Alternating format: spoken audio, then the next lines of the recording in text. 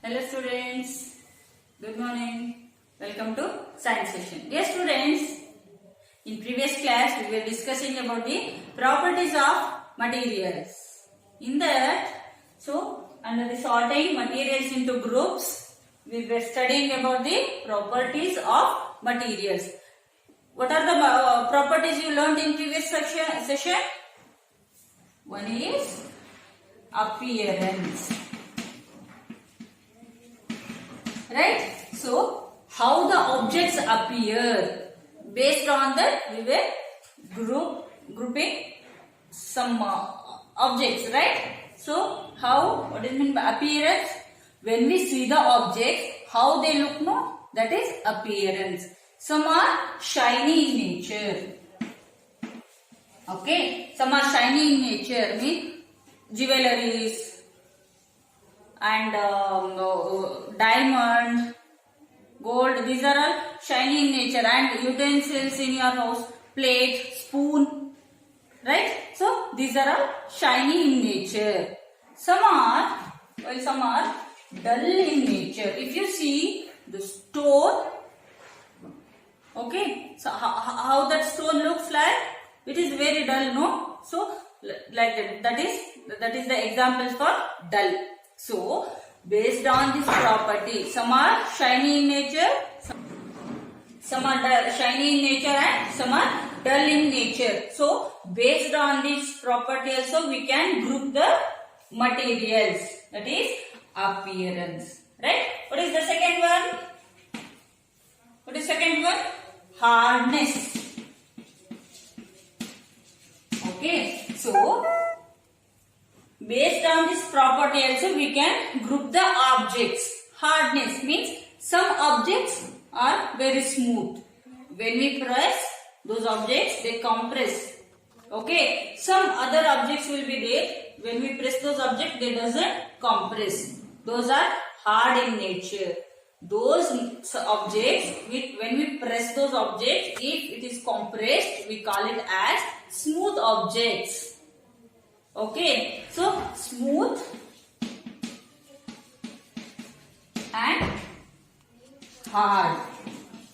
Stone is very hard, iron is hard, wood is hard, right? When we compress those, they doesn't compress, right? So that's why those are all the examples for hard objects, and some are smooth in nature. Cotton, rubber, these are all the examples for smooth objects. Okay, so based on this property also we sorted the objects in the previous session. Okay, what is the next one? Third one, solubility.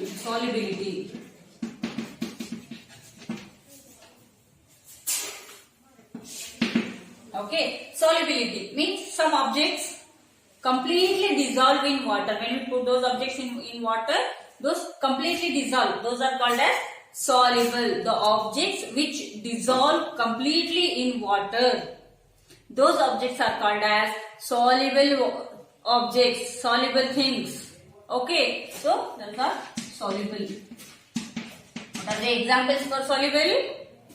Salt, sugar, turmeric powder, these are all the examples for soluble things. Okay, so some things are there, if we put those things in water, they doesn't dissolve in water. Those are called as insoluble. Okay, wood, spoon, paper, these are all the examples for insoluble things. If you put those objects in water, they doesn't dissolve. Okay, sand, stone. So the next one is, fourth one is, which is fourth one? Float or sink.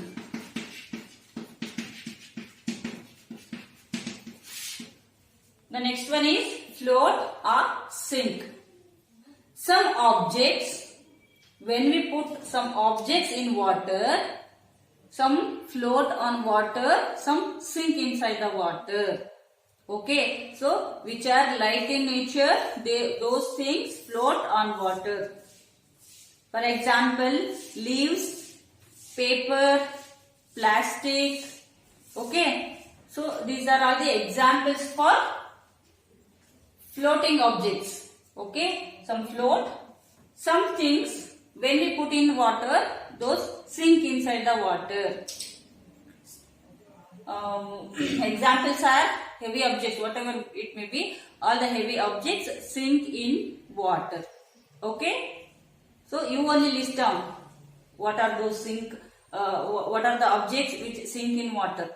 Okay, the last property, these are all we already discussed in previous videos. Okay, previous session. So the last property is transparency.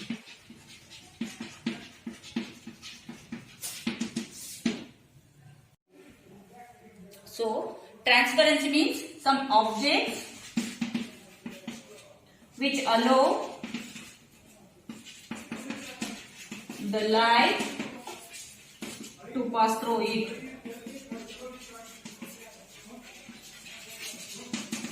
These are called as transparent objects. These are called as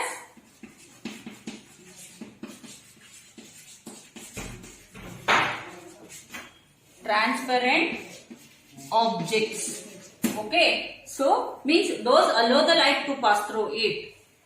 Examples are glass, transparent tumblers, transparent plastic sheets.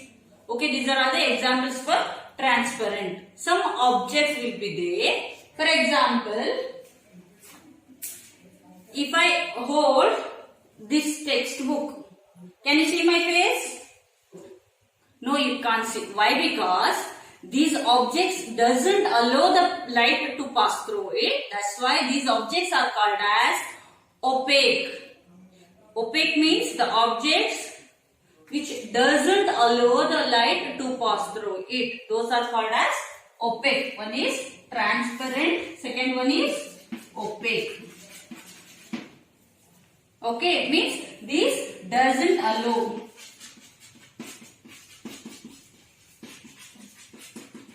light to pass through it.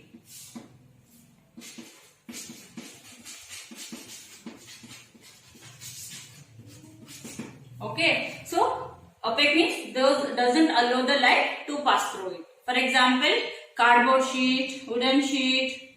Okay, these are all the examples. Textbook, paper sheet, all these are opaque. Some objects will be there. Allow a part of light to pass through it. They doesn't allow completely. They pass only part of the light to pass through it.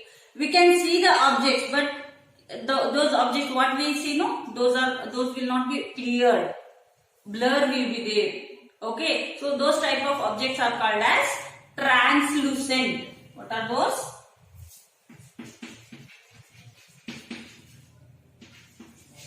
Translucent.